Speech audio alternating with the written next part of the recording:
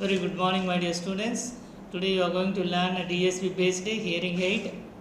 So what are the importance of these DSP based hearing aid? We are going to see it now, and we'll see the one by one information and what will be the benefits of these DSP based hearing aid. So we'll see that one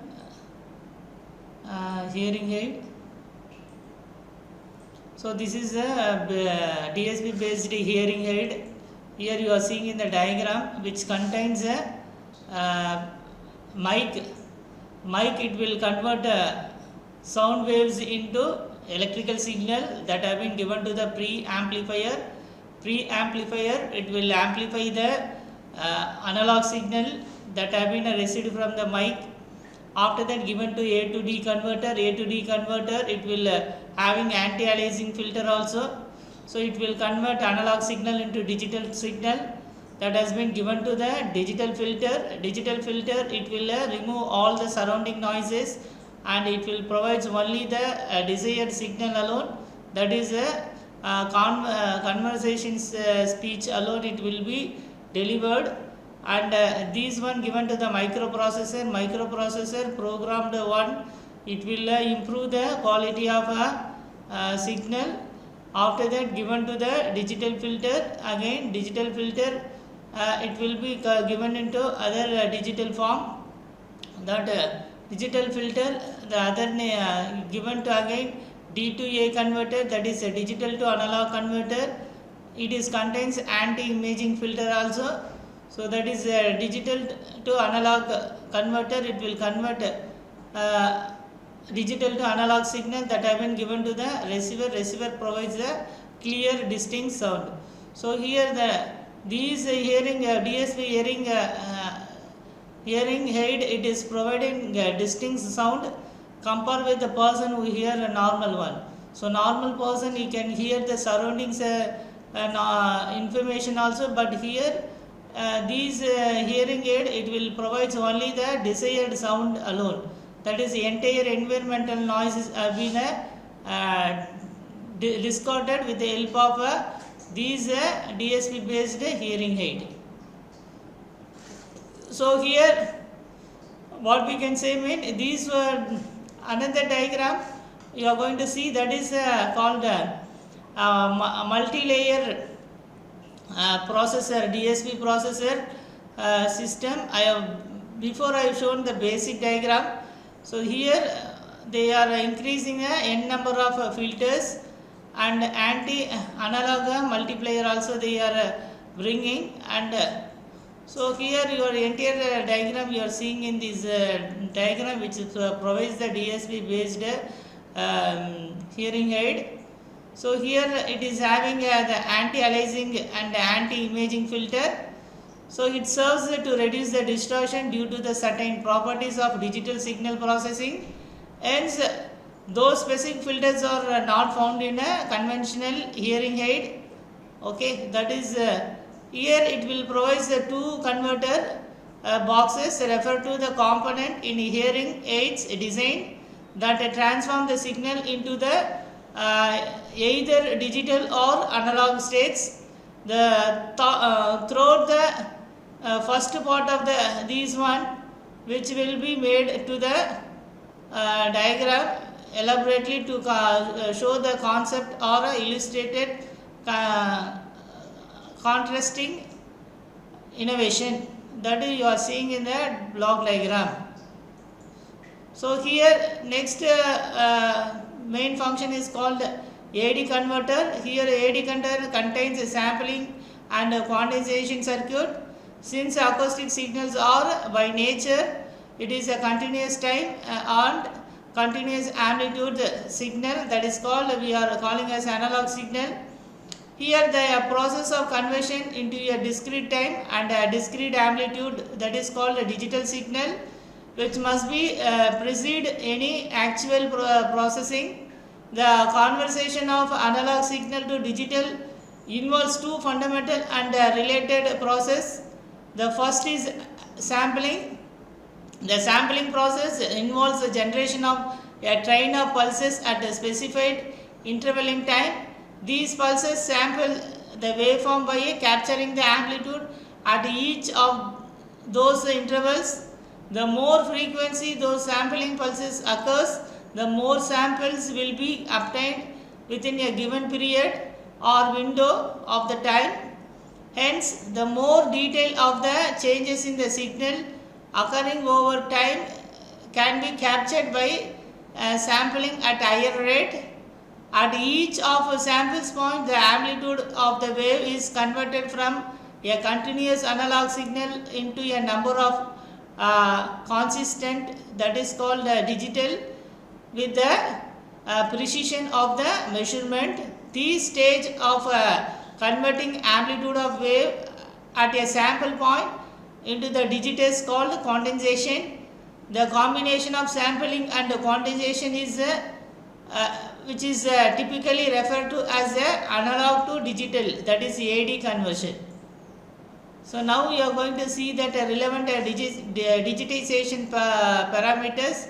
Here it is having sampling rate and bit resolution. It is used for reconstruction in a distinct manner. For that they are using these relevant digitization parameters. Here the decision regarding the rate or frequency of the sampling, the number of binary units, that is called bits, that will represent the amplitude properties of a waveform, have a direct impact on the faithfulness, which is analog signal represented in a digital codes. As a general rule, we know that the faster the sampling rate and greater the number of bits for data representation, which in processing, the closer to the digital signal will be to the original analog signal. This is a fundamental theory. So the number of bits, that is sometimes we are calling as a word width, it determines the digitizer resolution, that is the accuracy of the amplitude detail. This may also expressed as the condensation granularity. On other hand, also we can explain the sampling rate, that is typically expressed in samples per second or hertz, which has a direct bearing on the frequency bandwidth that can be accurately responded. So this figure have been shown here. You are seeing that this provides the concept of how the sampling and bits rate to the signals resolution have been obtained. You are seeing here. Now you are going to see the elaborated diagram. Here it is contains a n number of D to A converter, that is digital filter have been multiplied here in order to provide a distinct sound. So and also there is a reconstruction to analog, that is A to D or D to D method they are using here. We are going to see here. So here these devices was introduced as a relatively small body aid. It is used a lithium battery or maintenance of memory, that is called AAA cell battery power. And here they are using the HD10 one, which divided the signal into 3 control bands.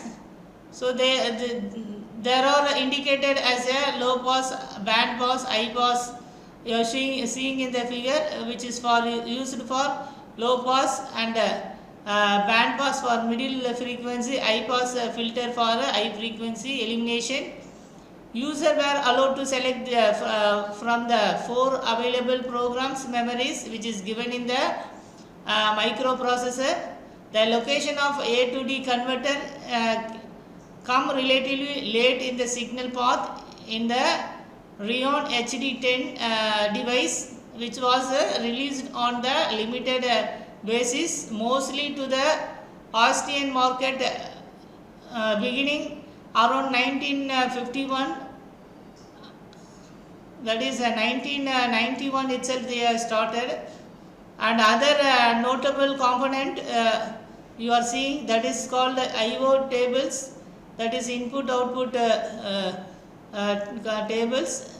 This refers to the input-output curves that could be able to each of the three bands, so that audiological requirement at different inputs levels which separate input-output configuration could be sent for the 4 selectable memories, as could be the maximum output levels setting, that is called MPO.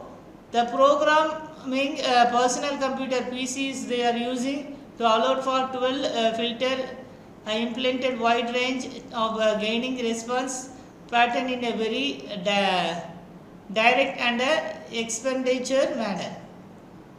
So here as a various technology and advantages of conceptual requirement which becomes managed by the new methods or processes, and their specific inclusions as a physical component may no longer necessary and appears on the flow diagram.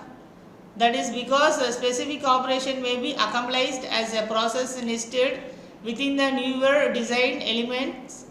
This is now becoming the case of anti-aliasing filter.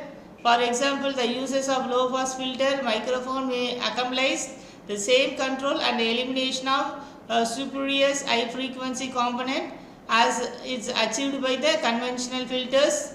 So in other hand, we can tell that if the microphone could be chosen which was the design, that is a modified one, and to execute the signal above 5 kHz, the same effective result in the terms of alley signal prevention can accomplish for the sample rate of 12 kHz as if an actual filter unit had been inserted. So this is approach that used by some manufacturer of commercial digital hearing aids. The filtering is simply accompanied by the properties of a microphone which do not process frequency above the accused rate, and hence while numerous technology are available for digital filtering techniques, and some of the advanced production efficiency also added for manufacturing this component. So here we'll discuss about reconstruction to analog and A to D or D to D method. Here before we are discussing specific manipulation of a digitized signal. The issue of conversion of acoustic information will be considered now. So ultimately here the air conditioned hearing aids, the final stage is pushed in air modules in a small space, immediately adjust to the waves tympanic membranes. So the method for returning the signal to analog you are seeing in the diagram, which having 1011 like a digital method to use one or more digital to analog converter, that is D to A converters. It should be obviously to reader to take place in the step of bringing the processed signal back to the condition of analog acoustic, the re-engineering from the original signals.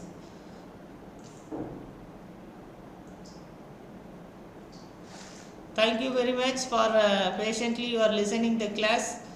We'll see it in a next class.